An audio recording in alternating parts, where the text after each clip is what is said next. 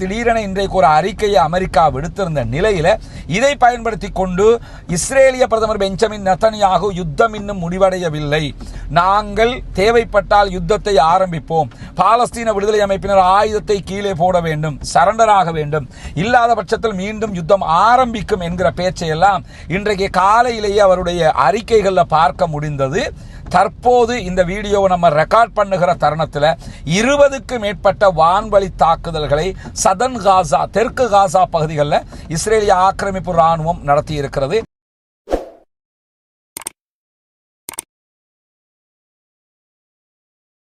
பேரன்பிற்கினிய சகோதர சகோதரிகளே, நம் அனைவர் மீதும் ஏக இறைவனுடைய அமைதியும் கருணையும் உண்டாகட்டுமாக என்கிற உயரிய பிரார்த்தனைகளோடு பாலஸ்தீனத்தினுடைய காசா மீதான இஸ்ரேலிய ஆக்கிரமிப்பு ராணுவத்தினுடைய தாக்குதல்கள் ஆரம்பிக்கப்பட்டு 2 ஆண்டுகளுக்கு பிறகு அமெரிக்கா மற்றும் அரபு நாடுகளுடைய தலையீடு காரணமாக ஒரு யுத்த நிறுத்தம் ஏற்பட்டது. பாலஸ்தீனத்தில் இருக்கக்கூடிய இஸ்ரேலுடைய பணைய கைதிகளை பாலஸ்தீன விடுதலை அமைப்பினர் விடுவிக்க வேண்டும். அதே நேரத்தில் இஸ்ரேலில் இருக்கக்கூடிய பாலஸ்தீனத்தைச் சேர்ந்த 2000 கைதிகளை இஸ்ரேல் விடுதலை செய்யும் என்கிற ஒப்பந்தத்தின் பிரகாரமும் அதற்கு பிறகு தொடர்ச்சியாக இந்த சமாதான நடவடிக்கைகள் தொடரும் என்கிற அடிப்படையிலும் தான் முதல் கட்டம் 2ஆம் கட்டம் என்கிற அடிப்படையில் இந்த ஒப்பந்தம் எட்டப்பட்டது. அமெரிக்க அதிபர் டொனால்ட் ட்ரம்பே நேரடியாக வந்து இந்த ஒப்பந்தத்தை செய்திருந்தார். ஆனாலும் இந்த யுத்தத்தில் யுத்த வெற்றியை பெற்றுக்கொள்ள முடியாமல் பெஞ்சமின் நெதன்யாகு இஸ்ரேலிய பிரதமர் தொடர்ந்தும் எப்படியாவது பாலஸ்தீனத்தின் மீது ஒரு தாக்குதலை நடத்த வேண்டும் என்பதில் குறியாக இருந்தார். ஏன்னா அப்படி ஒரு தாக்குதல் நடத்தினால் தான் அவருக்கு தொடர்ந்து யுத்தத்தை நடத்த முடியும். யுத்தத்தை நடத்தினால் அடுத்த தேர்தலில் யுத்த வெற்றி என்று அறிவித்து ஜெயிக்க முடியும் என்பது மட்டும்தான் அவருடைய இலக்காக இருக்கிற போது பாலஸ்தீன விடுதலை அமைப்போடு செய்து கொண்ட ஒப்பந்தத்தின் பிரகாரம் பணைய கைதிகளை பாலஸ்தீன விடுதலை அமைப்பினர் விடுவித்திருந்தார்கள். ஆனால் இதுவரைக்கும் ரஃபா பார்டர்ல முழுமையான ஓப்பனிங் அவங்க பண்ணாம அவ்வப்போது ரஃபா பார்டர்ல இருந்து சில வண்டிகளை மட்டும் உள்ள அனுப்பிக்கிட்டு இருந்தாங்க. இந்த நிலையில இன்றைய நாள் அமெரிக்கா ஒரு அறிவித்தலை விடுத்திருந்தாங்க.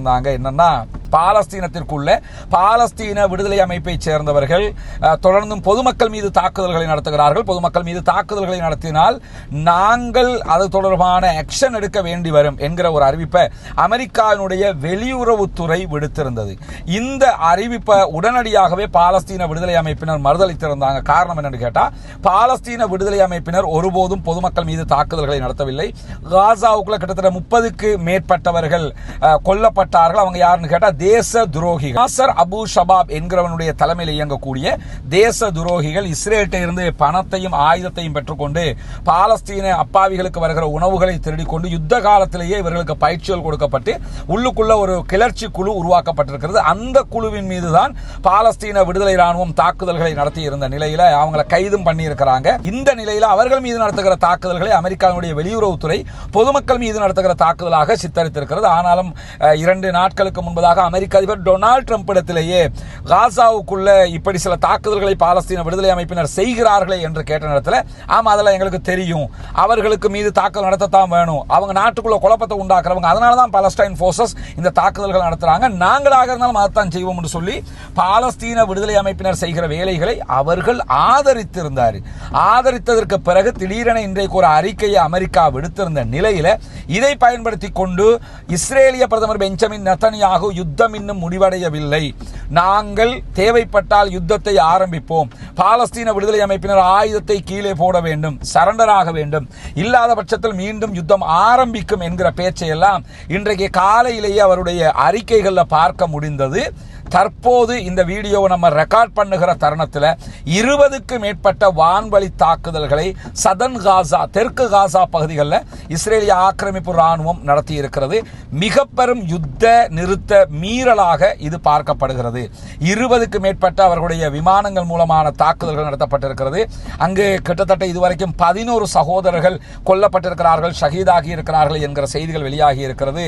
மேலதிகமாக எத்தனை பேர் கொல்லப்பட்டிருக்கிறார்கள், எத்தனை பேர் காயமடைந்திருக்கிறார்கள் என்கிற செய்திகள் இனிமேல் தான் வெளியே வரும். இப்படியான சூழல்ல தான் இந்த தாக்குதலை இஸ்ரேலிய ஆக்கிரமிப்பு அரசாங்கம் நடத்தி இருக்கிறது. இது ஏற்றுக்கொள்ள முடியாத மிகப்பெரிய யுத்த நிறுத்த மீறலாக இருக்கிற சந்தர்ப்பத்தில் தான் பாலஸ்தீன விடுதலை ராணுவத்தை சேர்ந்தவர்களும் பாலஸ்தீன விடுதலை அமைப்பும் ஒரு அறிக்கையை வெளியிட்டிருக்கிறார்கள். சர்வதேச அளவில் இந்த ஒப்பந்தத்திற்காக பாடுபட்ட அரபு நாடுகள், குறிப்பாக கத்தர், டர்க்கி, அதே போன்று ஈஜிப்ட் ஆகிய நாடுகள் அமெரிக்காவோடு பேசி இதற்கு முடிவு காண வேண்டும். ஏன்னா நாங்க மீண்டும் யுத்த யுத்தத்தை ஆரம்பிக்கல. பெஞ்சமின் நெத்தன்யாஹுவினுடைய ஆக்கிரமிப்பு அரசாங்கம் தான் யுத்தத்தை ஆரம்பித்திருக்கிறது என்று சொல்லியிருக்கிறார்கள். பாலஸ்தீன அப்பாவிகள் யுத்த நிறுத்தத்தால் கொஞ்சம் பெருமூச்சு விடுகிற இந்த சந்தர்ப்பத்தில் மீண்டும் தங்களுடைய புத்தியை காட்ட ஆரம்பித்திருக்கிறது இஸ்ரேலிய ஆக்கிரமிப்பு அரசாங்கம், இஸ்ரேலிய ஆக்கிரமிப்பு இராணுவம். ஆனால் இதுவரைக்கும் பாலஸ்தீன விடுதலை அமைப்பினர் தாக்குதல்களை தொடரவில்லை, ஆரம்பிக்கவே இல்லை என்கிற செய்திகளும் தெளிவாக வெளியாகி இருக்கிறது. அமெரிக்காவும் அரபு நாடுகளும் சேர்ந்து செய்த ஒரு ஒப்பந்தம் தான் இது. இந்த ஒப்பந்தத்தில் இஸ்ரேல் மிக தெளிவான யுத்த நிறுத்த மீறலை செய்து கொண்டிருக்கிறது. சர்வதேச நாடுகள் இதற்கு எதிராக பேச வேண்டும், இதற்கு எதிராக குரல் எழுப்ப வேண்டும் என்கிற கோரிக்கைகளையும் பாலஸ்தீன விடுதலை அமைப்பினர் வெளியிட்டிருக்கக்கூடிய சந்தர்ப்பத்தில் தான் இந்த தாக்குதல்கள் நடைபெற்றிருக்கிறது. நம்ம இன்றைக்கு நடந்த மற்ற தகவல்களை தனியாக வீடியோவாக பேசிட்டோம், ரெக்கார்ட் பண்ணி அது வெளியிட போகிற நேரத்தில் தான் இந்த பிரேக்கிங் நியூஸ் வந்ததுனால அதையும் இத்தோடு இணைத்திருக்கிறோம். நம்ம பயணத்தில் இருக்கிற காரணத்தில் தான் உடனே இதை பேச வேண்டியிருந்தது. எனவே இதன் தொடர்ச்சியாக இன்றைக்கு நடந்த மற்ற செய்திகள் என்ன என்பதையும் நீங்கள் பார்க்க முடியும். நமக்கெல்லாம் தெரியும், உலகம் முழுவதும் ஜென்சியினுடைய ஆர்ப்பாட்டங்கள் பல நாடுகளில் தொடர்ந்து வருகிறது. தற்போது மடகஸ்கரில் பாரிய ஆர்ப்பாட்டங்கள் காரணமாக அங்கிருந்த மடகஸ்கர் ஜனாதிபதி நாட்டை விட்டு வெளியேறியிருக்கிறார். ஆரம்பமாக இலங்கையில் ஆரம்பித்தது, வங்காளதேசத்தில் ஆரம்பித்தது, அதற்கு பிறகு நேபாளத்தில் ஜென்சியினுடைய ஆர்ப்பாட்டம் காரணமாக அந்த நாட்டினுடைய அதிபர்கள், அரசாங்கம் உள்ளிட்ட அத்தனை பேருமே பதவி விலக வேண்டிய நிர்பந்தம் எல்லாம் ஏற்பட்டது. இதனுடைய தொடரில் உலகம் முழுவதும் ஜனநாயகம் பேசி வருகிற, எங்களை விட்டால் ஆட்கள் இல்லை என்று சொல்லி வருகிற அமெரிக்காவில் ஒரு மாபெரும் ஆர்ப்பாட்டம் இன்றைக்கு நடந்தேறி இருக்கிறது. அமெரிக்காவினுடைய முக்கியமான நகரங்கள் 1700 நகரங்களில் நடைபெற்ற இந்த ஆர்ப்பாட்டங்களில் லட்சக்கணக்கான மக்கள், குறிப்பாக 5 மில்லியனுக்கு மேற்பட்ட 50 லட்சத்துக்கு மேற்பட்ட மக்கள் இந்த ஆர்ப்பாட்டங்களில் பங்கெடுத்ததாக சொல்லப்படுகிறது. இதற்கான காரணமாக சொல்லப்படுவது என்னன்னா, நோ கிங்ஸ் என்பதுதான் அவர்களுடைய வாதமாக இருக்கிறது. இந்த நாட்டிலே எந்த ஒரு மன்னர்களும் இல்லை, எந்த ஒரு அரசர்களும் இல்லை என்கிற பெயரில் தான் இந்த ஆர்ப்பாட்டங்கள் நடத்தப்படுகிறது. ஏன்னா அமெரிக்காவில் ஜனநாயகம் செத்து போயிருக்கிறது, அமெரிக்காவினுடைய அரசாங்கம் ஸ்தம்பித்திருக்கிறது, ஆர்ப்பாட்டம் நடத்துகிறவர்கள் முடக்கப்படுகிறார்கள். எனவே இதற்கு தீர்வு வேண்டும் என்று தான் அமெரிக்க அதிபர் டொனால்ட் ட்ரம்ப்புக்கு எதிராக இந்த மாபெரும் போராட்டங்கள் நடைபெற்று வருகிற நேரத்தில் அமெரிக்க அதிபர் டொனால்ட் ட்ரம்பினுடைய கட்சியைச் சேர்ந்தவர்கள் இந்த ஆர்ப்பாட்டம் ஒரு இன்திஃபாலா என்று சொல்லுகிறார்கள். இன்திஃபாலான்னா காசாவில், பாலஸ்தீனத்தில் இஸ்ரேல் மூலமாக அங்கிருந்த அப்பாவிகள் வெளியேற்றப்பட்டது இன்திஃபாலா என்று சொல்லப்படும். இந்த இன்திஃபாலாவினுடைய பெயரை பயன்படுத்துவதோடு இதற்கு பின்னணியிலே பாலஸ்தீன விடுதலை அமைப்பினர் இருக்கிறார்கள் என்கிற செய்திகளையும் அமெரிக்க அதிபருடைய கூட்டத்தார், கட்சியைச் சேர்ந்தவர்கள் பேசக்கூடிய ஒரு நிலைக்கு தற்போதைய சூழல் மாறியிருக்கிறது. ஏன்னா இவ்வளவு காலமாக ஏதாவது நடந்தால் அதுக்கு பின்னாடி இஸ்ரேல் இருக்குதுன்னு தான் எல்லாரும் சொல்லுவாங்க. ஆனால் இப்பொழுது நடக்கக்கூடிய ஆர்ப்பாட்டங்களுக்கு பின்னாடியே பாலஸ்தீன விடுதலை அமைப்பு இருக்கிறது என்று சொல்லுகிற அளவுக்கு அவர்களுடைய கையாலாகத்தன நிலை மாறியிருக்கக்கூடிய சூழலில் காசாவில் ஏற்பட்டிருக்கக்கூடிய யுத்த நிறுத்தத்திலையும் பல மாற்றங்கள் நிகழ்ந்து வருவதை நம்ம பார்க்க முடியும். குறிப்பாக ரஃபா பார்டர் மொத்தமாக திறக்கப்படவில்லை, அவ்வப்போது சில நேரங்களில் திறக்கப்படுகிறது. நேற்றைய தினமும் அதற்கு முதல் நாளும் 2 தடவைகள் ரஃபா பார்டர் திறக்கப்பட்டது. அதை தவிர்த்து நிரந்தரமாக திறந்து வைக்க வேண்டும் என்கிற கோரிக்கை பிரகாரம் ரஃபா பார்டரை திறக்க மறுத்து கொண்டிருக்கிறது இஸ்ரேலிய ஆக்கிரமிப்பு அரசாங்கம் என்கிற செய்திகளும் இன்றைக்கு வெளியாகி இருக்கக்கூடிய சூழலில் அதற்கு எதிராக பாலஸ்தீன விடுதலை அமைப்பு இன்றைக்கு கடுமையான கண்டனத்தை தெரிவித்திருக்கிறார்கள். தொடர்ந்து ரஃபா பார்டரை மூடி வைத்திருந்தால் எங்களிடம் இருக்கக்கூடிய பணைய கைதிகள், இறந்த பணைய கைதிகளுடைய உடல்களை திருப்பித் தருவதில் தாமதம் ஏற்படும் என்கிற எச்சரிக்கையை விடுத்திருக்கிறார்கள். கிட்டத்தட்ட 12 பேருடைய உடல்களை திருப்பி கொடுத்துட்டாங்க, மீதமுள்ளவர்கள் தான் இருக்கிறார்கள். எனவே அதிலே தாமதம் ஏற்படும், உடனடியாக ரஃபா பார்டர் திறக்கப்பட வேண்டும் என்கிற கோரிக்கை பாலஸ்தீன விடுதலை அமைப்பால் இன்றைக்கு முன்வைக்கப்பட்டிருக்கிறார். அதே நேரம் இஸ்ரேலிய பிரதமர் பெஞ்சமின் நெத்தன்யாஹு இன்றைய நாளில் ஒரு முக்கியமான அறிவிப்பை விடுத்திருக்கிறார், ஒரு எச்சரிக்கையாக அந்த அறிவிப்பை விடுத்திருக்கிறார். அதில் அவர் சொல்லியிருக்கக்கூடிய செய்தி என்னென்னா, இப்போ பெஞ்சமின் நெத்தன்யாஹுவினுடைய நிலை, அவருடைய அரசாங்கம் அடுத்த தேர்தலில் கண்டிப்பாக தோல்வி அடையும் என்கிற அளவுக்கு நிலைமை தள்ளப்பட்டுவிட்டு, ஏன்னா யுத்தத்தில் தோத்த காரணத்தினால இதனுடைய விளைவுகள் இப்பொழுதுதான் இஸ்ரேலுக்குள்ள பாரிய தாக்கங்களை ஏற்படுத்த ஆரம்பித்திருக்கிறது. எனவே அடுத்த தேர்தலுக்கு முன்பதாக அவர்கள் யுத்த வெற்றியாக இதை கொண்டாட வேண்டி இருக்கிறது. எனவே ஒன்றோ மீண்டும் அவர்கள் யுத்தத்தில் ஈடுபட வேண்டும், இல்லை என்றால் பாலஸ்தீன விடுதலை அமைப்பு மொத்தமாக ஆயுதத்தை கொடுத்துவிட்டு சரண்டர் ஆக வேண்டும். இந்த 2ல் 1 நடந்தால் தான் தேர்தலில் ஜெயிக்க முடியும் என்கிற காரணத்தினால தான் மீண்டும் மீண்டும் இந்த யுத்த நிறுத்தத்தை நாசப்படுத்துவதற்கான முயற்சிகளை இஸ்ரேலிய பிரதமர் பெஞ்சமின் நெத்தன்யாகு செய்து வருகிறார். அந்த அடிப்படையில் அவர் இன்றைக்கு விடுத்திருக்கக்கூடிய அறிவிப்பில் மத்திய கிழக்கினுடைய ஃபேஸையே நாங்கள் மாற்றுகிற முயற்சியில் இருக்கிறோம்ங்கிறார். ஏன்னா இந்த யுத்தத்தை ஆரம்பிக்கும் போது கிரேட்டர் இஸ்ரேலை பற்றி பேசிக்கிட்டு இருந்தார். நாங்கள் பறந்துபட்ட ஒரு இஸ்ரேலை உருவாக்க போகிறோம்னு சவுதி அரேபியா வரைக்கும் உண்டான பகுதிகளை கைப்பற்ற வேண்டும் என்பது அவர்களுடைய திட்டம். சிரியாவினுடைய பகுதிகள், ஈஜிப்டினுடைய பகுதிகள், இதெல்லாம் அவங்க கைப்பற்றுவது தான் அந்த கிரேட்டர் இஸ்ரேலுடைய திட்டமாக இருந்தது. கிரேட்டர் இஸ்ரேலை அடைவதை தாண்டி காசாவிலேயே அவங்களால ஜெயிக்க முடியாமல் போயிருக்கிற காரணத்தினால நாங்கள் மத்திய கிழக்கினுடைய முகத்தையே நாங்கள் மாற்றுவோம், பல நாடுகளை கைப்பற்றுவோம் என்று சொல்லி கொண்டிருக்கிறோம். அதைத்தான் நாங்கள் இப்போ மீண்டும் சொல்லுகிறோம், அதைத்தான் செய்ய போகிறோம் என்று மிரட்டி இருப்பதோடு யுத்தம் இன்னும் முடிவடையவில்லை என்கிறார் இஸ்ரேலிய பிரதமர் பெஞ்சமின் நெத்தன்யாகு. அதுக்கு அவர் சொல்லக்கூடிய வியாக்கியானம் என்னென்று சொன்னால், நாங்கள் அமைதியைத்தான் விரும்புகிறோம், ஆனால் அமைதியை விரும்புகிறோம் என்பதற்காக நாங்கள் எதையும் விட்டுவிட முடியாது. மறுபுறமாக தாவீதினுடைய வாளையும் நாங்கள் கையில் ஏந்தி இருக்கிறோம்ங்கிறாங்க. தாவூது நபின்னு நம்ம சொல்லுவோம், அவங்க தாவீதுன்னு சொல்லுவாங்க. இந்த தாவீதினுடைய வாளையும் நாங்கள் கையில் ஏந்தி இருக்கிறோம். சமாதானம், இப்போதைக்கு சமாதானம், திருப்பி சண்டைன்னா நாங்கள் வந்துடுவோம் என்கிற விதமாக அவருடைய எச்சரிக்கை அமைத்திருக்கிறது மட்டுமல்லாமல், ஒப்பந்தத்தினுடைய அனைத்து விதிமுறைகளும் செயல்படுத்தப்படுகிற போது பாலஸ்தீன விடுதலை அமைப்பினர் தங்களுடைய ஆயுதங்களை கீழே வைக்க வேண்டும். அப்படி செய்தால்தான் யுத்தம் மொத்தமாக முடிந்ததாக கருதப்படும் என்கிறார். ஏன்னா முதல் கட்டம் காசாவுக்குள்ள உணவுகளை அனுப்புவது, அதற்கு பகரமாக பாலஸ்தீன மக்கள் 2000 பேரை விடுதலை பண்ணுறது, இறந்தவர்களுடைய உடல்களை கொடுக்கிறது, இது முதல் கட்டமாக இருந்தது. இரண்டாம் கட்டமாக மேலதிகமான வேலைகள் காசாவுக்குள்ள நடக்கணுமாகனா பாலஸ்தீன விடுதலை அமைப்பு ஆயுதத்தை கீழே வைக்கணுங்கிறார் பெஞ்சமின் நெத்தன்யாகு. ஆனால் அமெரிக்காவினுடைய அதிபரை பொறுத்தவரையில் பாலஸ்தீன விடுதலை அமைப்பு இப்போ ஆயுதம் வச்சுக்கிறதுல எந்த பிரச்சனையும் கிடையாதுன்னு அவர் சொல்லிட்டாரு. அடுத்த நாள் இல்லை ஆயுதங்களை வச்சுக்கல கூடாதுங்கிறாரு, பிறகு மீண்டும் ஆயுதங்களை வச்சுக்கலாம்ங்கிறாரு.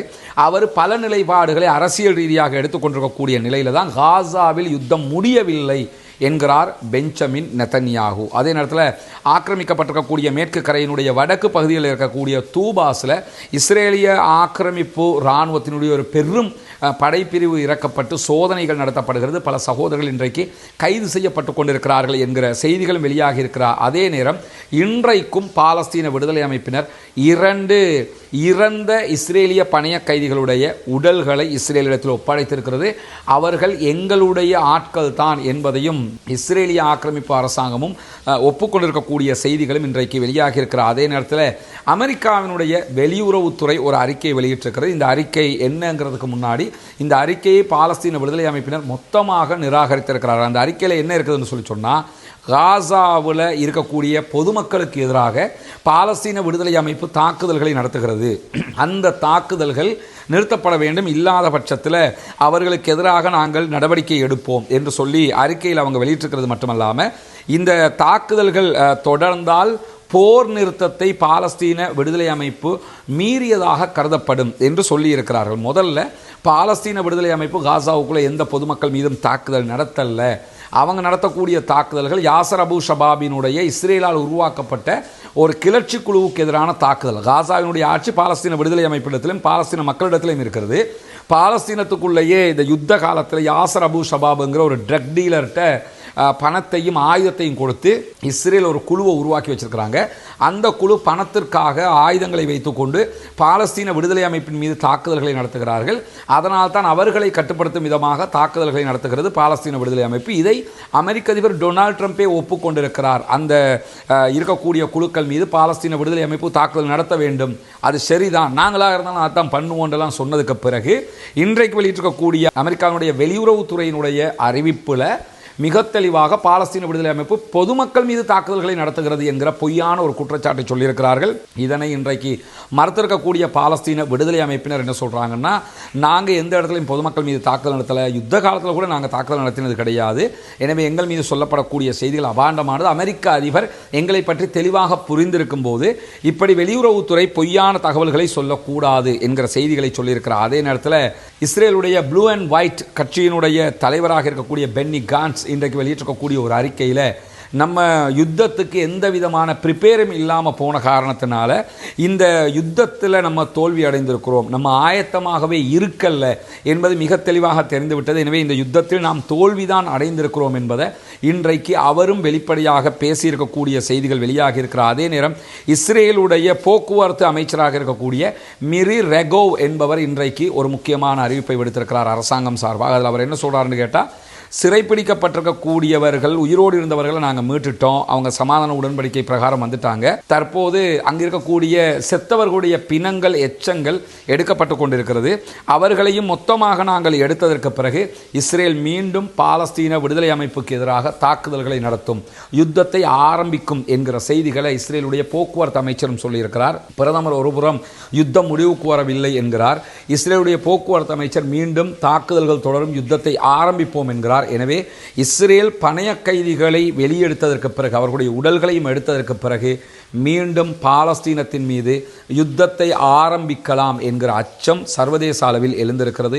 பல ஆய்வாளர்களும் பத்திரிகையாளர்களும் கூட இந்த அச்சத்தை வெளிப்படுத்துகிறார்கள். ஆனால் நடுவர்கள், குறிப்பாக கத்தர், ஈஜிப்ட், துருக்கி ஆகிய நாடுகள் இதிலே தலையிட்டு சமாதானத்தை பாதுகாக்க வேண்டும் என்கிற கோரிக்கைகளை அத்தனை பேருமே எழுப்பிக் கொண்டிருக்கக்கூடிய நிலையில் காசாவுக்குள்ளே தற்போது நடந்து வருகிற இந்த மாற்றங்கள், ரஃபா பார்டர் இன்னும் திறக்கப்படலை, அதே மாதிரி பாலஸ்தீனம் மீது கொடுக்கப்பட்ட வாக்குறுதிகள் நிறைவேற்றப்படாத நிலையிலையும் இந்த சமாதான தூதுவர்களாக இருந்த 3 முக்கியமான அரபு இஸ்லாமிய நாடுகள் இது தொடர்பாக இன்னும் எந்த கருத்துக்களையும் சொல்லாமல் இருப்பதும் மிகப்பெரிய கவலைக்குரிய ஒரு நிகழ்வாக இருக்கிறது. பொறுத்திருந்து பார்ப்போம் என்னவெல்லாம் நடக்கிறது என்பதை. பாலஸ்தீனம் தொடர்பான முக்கியமான செய்திகளைத்தான் இன்றைய தினமும் நம்ம தொகுப்பாக தந்திருக்கிறோம். தொடர்ந்து இணைந்திருங்கள். பாலஸ்தீனம் வெற்றி பெற வேண்டும், பாலஸ்தீனம் சுதந்திரம் அடைய வேண்டும், பாலஸ்தீன மக்களும் நம்மை போன்று நிம்மதியானவர்களாக மாற வேண்டும், வாழ வேண்டும் என்கிற உயரிய பிரார்த்தனைகளோடு பாலஸ்தீன அப்பாவிகளுக்காக தொடர்ந்தும் ஜனநாயக ரீதியாகவும் குரல் எழுப்புவோமாக. வாஹிர் தஅவானா அல்ஹம்துலில்லாஹி ரப்பில் ஆலமீன்.